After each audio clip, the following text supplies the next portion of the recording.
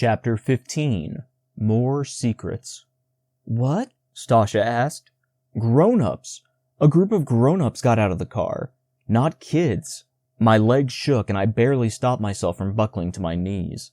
Stasha grabbed the binoculars from the ground and threw them to her eyes. I barely heard her say in a trembling voice, "You're right. Precious power. They're adults, all of them. I haven't the slightest clue how old they are. They don't seem to have any wrinkles." So probably not too old if the stories of how people from the Old West aged were true. "But they're certainly more filled out than a kid, and you can tell by their faces that they've aged quite a few years past 17. They're walking towards a short building now with the 2 escorts.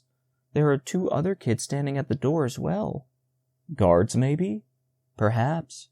The guards just bowed and now they're opening the door for the adults and their escorts." She lowered the binoculars. "They all entered the building."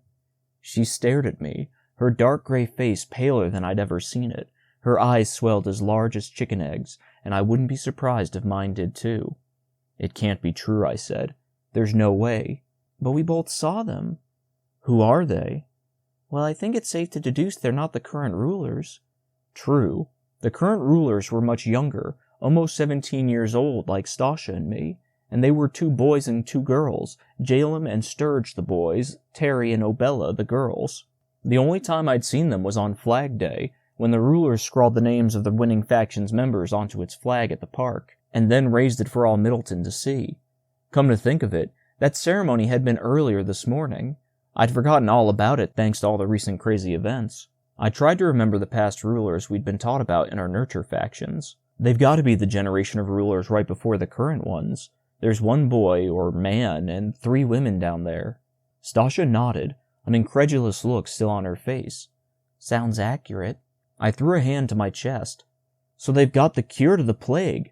I mean, they've gotta. They're grown-ups." "Correct, and their faces aren't gray." "True. I'd been so shocked that I haven't even noticed that until now. Some way, somehow, the Badalux family has the cure to the plague." A bell with a deep dark toll went off in my gut, and kept ringing. Stasha nodded real slow, her gaze wandering in outer space. "Mind if I take a look?" I asked. She handed me the binoculars without even looking at me, and I stared at the front door of the building. "They've got to come out soon. I'll try to see if they're up to anything else." As if on cue, the metal door swung open and the grown-ups strolled out like they owned the place and enjoyed that fact. If I hated them before because they never let me study VOs, I hated them even more now. The grown-up in front of the group, a man who towered above the other 3 adults in suited escorts, carried a black briefcase with some kind of insignia on its front. The symbol glistened in the sun, a gold lion. The man had short black hair and a broad chest. Had to be Baldur, the only male of the last generation of rulers. "Did they have a briefcase before they went inside?" I asked. "I don't believe so." Her voice sounded distant. Still totally shocked, no doubt. "Well, they've got one now. They must have just obtained it inside." I continued to watch as the escorts opened the car doors. How could they know the Badalux family was lying to everyone and keep their ghastly secrets? How could they bear to chauffeur them around in their little overly polished escort? "So these are the Badalux relatives who supposedly died almost 17 years ago," Stasha said in a wooden voice, as if she still couldn't believe it. I nodded. Right before they, or the girl rulers at least, gave birth to the current leaders, who were then supposedly raised by the family's loyal servants, who, in essence, ruled Middleton while they reared the next generation of leaders. Come to think of it, the current rulers' 17th birthdays were in the next 2 weeks. I always remembered their birthdays because they were around the same time as both Flag Day and Marf's birthday, but the current rulers were a year older than Marf, almost a couple months older than me, so they've had the cure for at least 17 years. My voice shook so hard the vibration went all the way down to my feet. How could they hide something like that from the rest of us all that time? Why would they? "I haven't the slightest notion." Stasha's voice sounded strained, too. The bright white horses pulled the glistening red car past the gate, which immediately closed. The vehicle continued back toward the suburbs. I lowered the binoculars when the car shrank to a speck. They're gone. We sat in silence for a few minutes. I ground my teeth until they turned to dust. It was just too much to take in. How many rulers have there been, anyway? I asked, not only to break the terrible silence, but because I'd forgotten. Stasha screwed up her face. "Let's see. Ulick Badalux took over Middleton after the war about 50 years ago. Right. 50 years after the plague broke out. If I remember correctly, right before he died, he impregnated 4 different girls and delegated them to the care of his loyal servants. I nodded. Their babies would become the first generation of Middleton rulers. I remembered that much. And since then, she said, the rulers have always procreated as soon as they turned 16. Right. That way the next set of rulers would always be the same age until they perished around 17. Supposedly perished, of course. I rolled my eyes toward the sky. So if you divide 50 by 17, there's been 3 generations. So they could have 8 grown-ups at the most living in that mansion right now, if none of them really died. And soon the current rulers will live there as adults too. Theoretically, but it depends on when the Badalux family discovered the cure. Could have been any time since Alik took over Middleton. I sighed. I guess that's true. Which means Alik himself could even still be alive if the Badalux family discovered the cure early enough. A couple of layers of ice grew on my spine. There was something so creepy about the man who started it all living here in Middleton after all these years. Still, for the Badalux family to have had the cure and never have told the rest of us for at least 16 whole years. My voice trailed off, and I turned my whole head to look up at the sky. Just like they did with power, Stasha said softly. I shook my head vigorously. We can't let them get away with this. We've got to tell the rest of Middleton. They'll never believe us. They already think that you have LYN and me too, because I ran away. I know, but... Gosh, she was right. There was nothing we could do. She put a hand on my shoulder, and a tingling feeling ran through it. Let's go back to the clearing. Hopefully Marv's there now. My heart gave a pang. He'd better be there, or at least on his way back. We walked down the hill in silence, but I couldn't get what I just saw out of my head. I know, Stasha said at last. Perplexing and infuriating to say the least, isn't it? I nodded. That was putting it more than mildly. She reached out and gripped my hand. Despite the chill, her hand was warm and soft. We walked like that the rest of the way, and I've got to say it felt natural, not awkward at all. It was a little after 3 o'clock by the time we made it to the clearing. Marv sat with his back to us in the middle of it, and my heart pumped blood twice as warm as before through my body. He was alive. He made it. I let go of Stasha's hand, but before I could tackle him from behind in a giant hug, he whirled around and jumped to his feet. Must have heard our footsteps in the grass. You guys are never gonna believe this, he said with a fat grin. We got an in, baby. His excitement seemed to mirror the bright blue sky, with the sun beaming some much-needed heat down on the clearing. Thankfully, the storm clouds had vanished over the past couple of hours. Stasha squealed with enthusiasm. You found a place? You bet I did. The first tribe didn't want anything to do with me. I didn't even get past their securities. But... Securities? Like what? A shiver ran through me. Maybe the clans were more advanced than I thought. Marv waved his hand, as though brushing off the question. Basically, a few guards wearing coats made out of some kind of animal skins. Nothing too crazy, man. Animal skins? I asked. Yeah, turns out the clans use them as clothes. All their coats look real heavy, too. Perfect for winter, you know. Probably made of a few layers of deer and buckskin or something. I lightly slapped myself on the forehead. Why didn't we think of that? Stasha shrugged. We would have had to slaughter a large amount of animals to get thick enough skins for all of us. In addition, we would have had to figure out how to make coats out of them so they'd fit each of us, since we'd need them to hunt. I'm not so certain we could have done that in a mere couple days. I guess you're right, I said.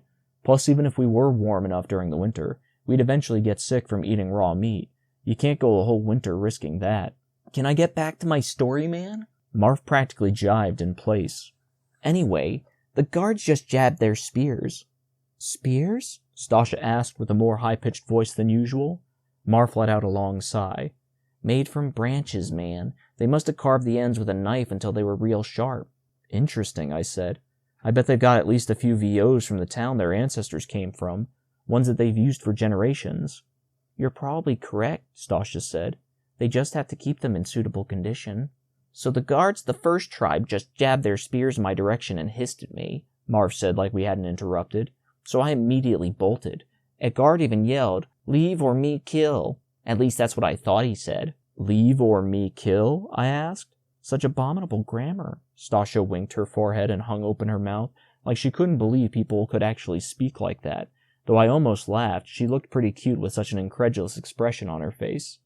That's the other thing, man, Marv said. The kids of those tribes can't speak English real good. They must teach each other stuff from generation to generation, but I bet they don't have anything as advanced as our nurture factions. Probably not, I said.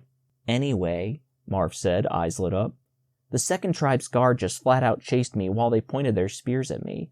I barely escaped by heroically jumping into a river with a seriously wild current that ripped me away real quick. Stasha and I shot each other in amused glances at the words, heroically, though Marv didn't seem to notice. The guards didn't even bother to jump in after me. Marv didn't look wet, though he could have dried off already. He quickly jabbed himself with a finger in the temple twice. I was really using my noggin, I'll tell you that. Gotta have quick thinking and warrior skills out there with those crazy tribes, man. I'll bet, Stasha said, though I could tell she barely held back a smile. I was having the exact same battle. But the third tribe, Mark leaned forward a bit as if about to tell us a real treat, that typical proud grin on his face. Their guards didn't chase me off. They just gave me these curious looks, so I asked to talk to their leader. They brought me to this wooden hut in the middle of their village of 10 or so huts, and I explained to them our story. I didn't say we were criminals, though. I said we hated Middleton and wanted to leave. Excellent alteration, Stasha said. I couldn't help but agree. The leader probably wouldn't have let Marv in if he thought he was a criminal. Marv tapped himself in the temple again with his finger. It all comes back to the old noggin, I'll tell you that. Anyway, turns out the leader's a real nice guy, and he told me he could use some extra hands to hunt this winter, and to work in the fields on the other side of the forest when the spring comes.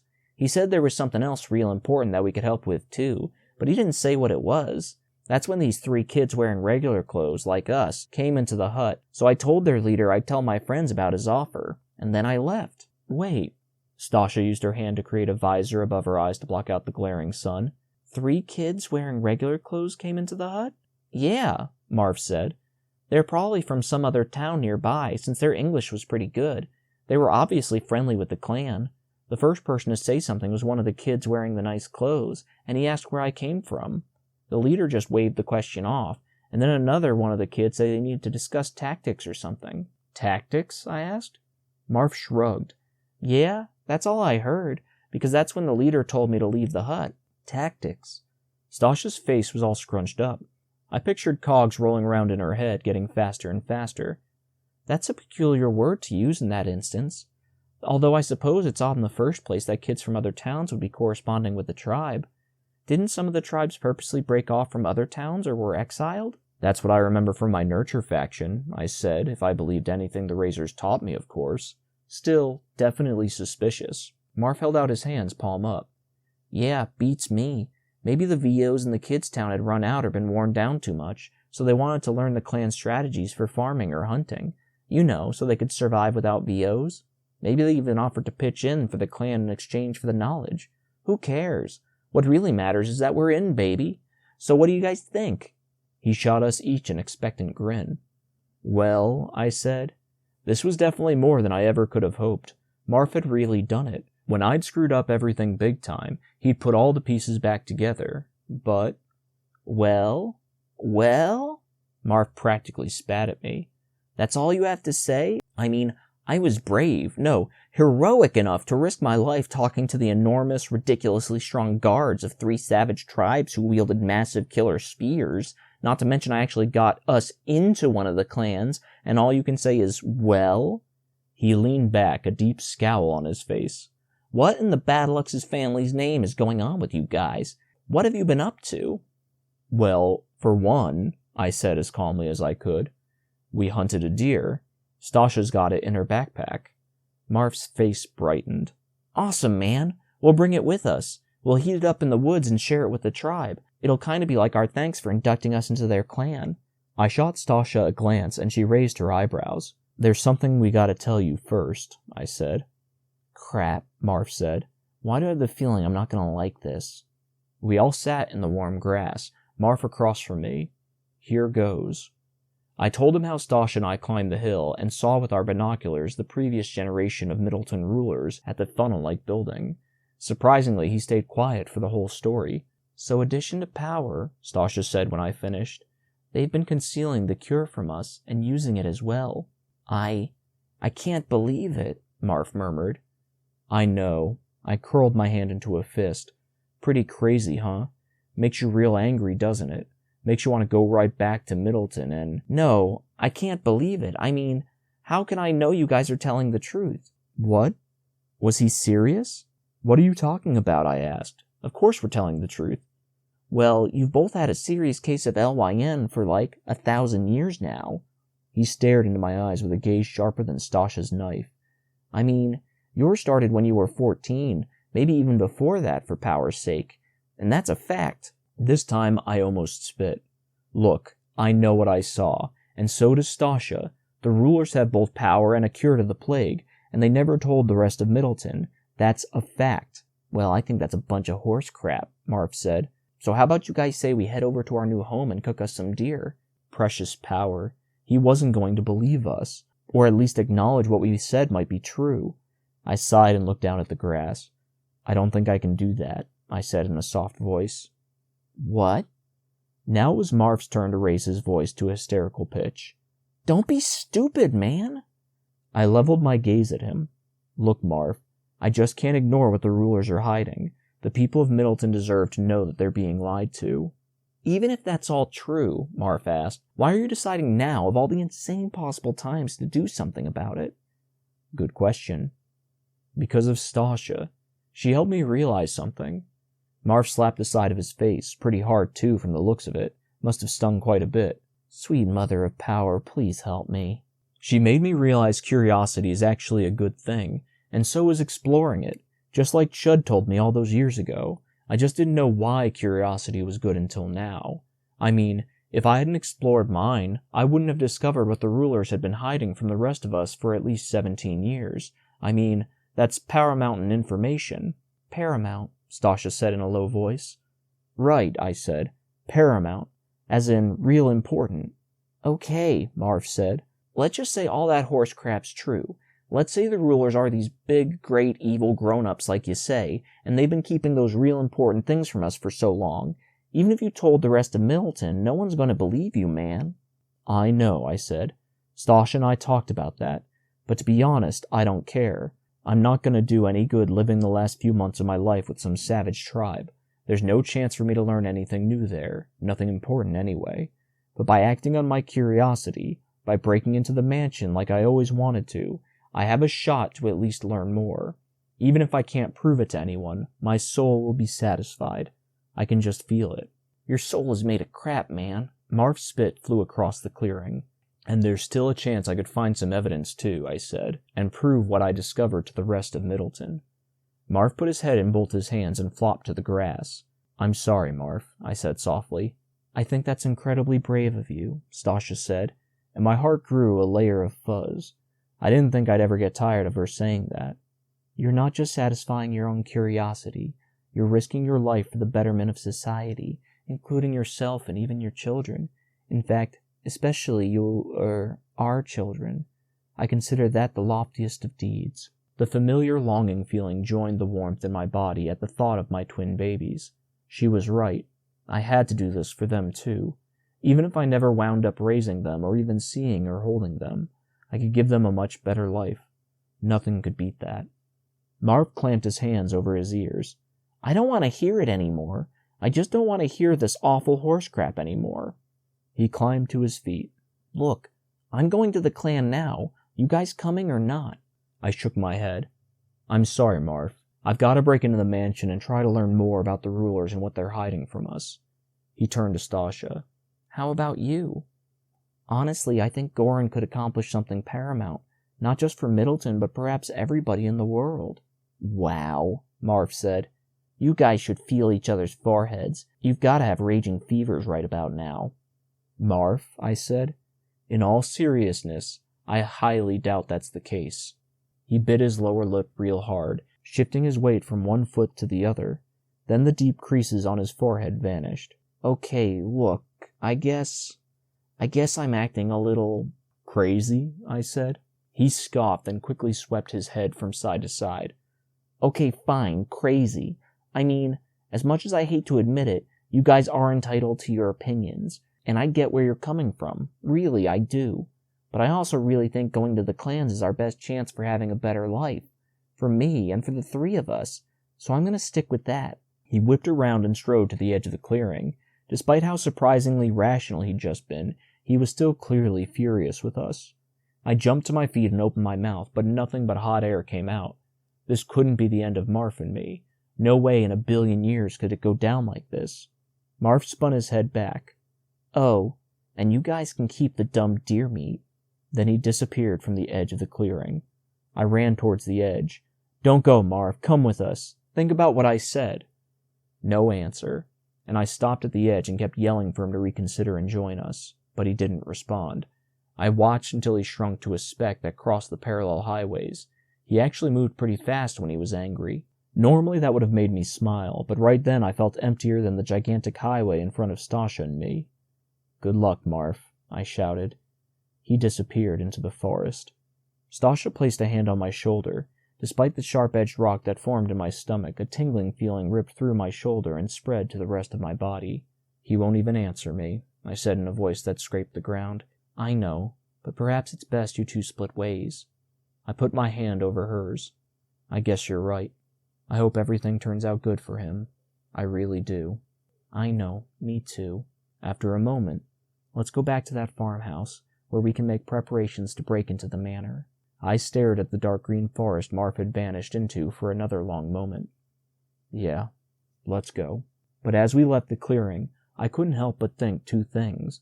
I'd probably never see the best friend I'd ever had again, and Stasha and I were about to try something that'd probably get us killed faster than you could say my soul was made of crap.